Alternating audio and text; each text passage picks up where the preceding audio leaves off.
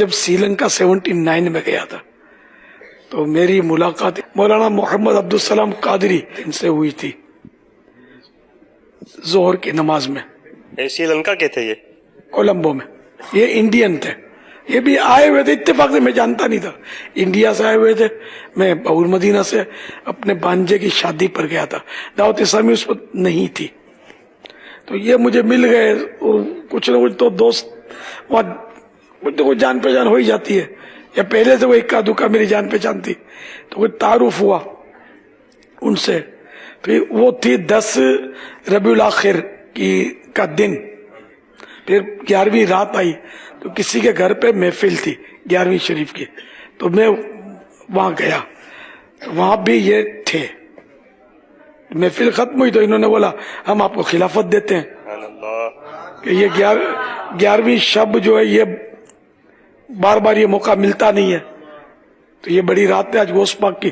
تو یوں انہوں نے غوث پاک کے سلسلے کی اور یہ مجھے خلافت عطا فرمائی. سب سے پہلی خلافت یہ تھی. اور انہوں نے فرمایا کہ مجھے قطب مدینہ کی خلافت بھی ہے, وکالت بھی ہے, فلاں کی خلافت بھی ہے.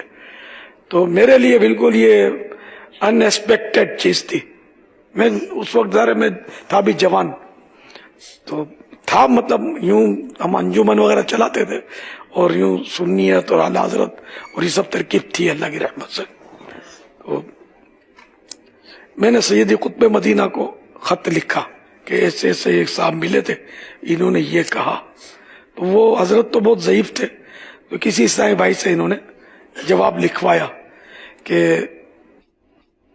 عبدالسلام کو میری خلافت ہے اور تمہاری بیعت درست ہے, تم مرید کر سکتے ہو, تمہارے سلسلے میں اگر کوئی ایک بھی مرید نیک بن گیا تو وہ تمہاری نجات کا ذریعہ ہوگا. اور اس طرح کا انہوں نے سیدی قطب مدینہ نے اس کو کنفرم کیا مولانا عبدالسلام کو.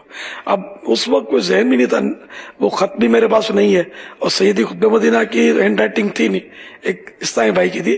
اس وقت اسلامی بھائی ہماری اصطلاح بھی نہیں تھی, میرے دوست تھے باول مدینہ کے, ان کو حضرت نے لکھوایا, انہوں نے یہ لکھ کر مجھے لیٹر بھیجا تھا.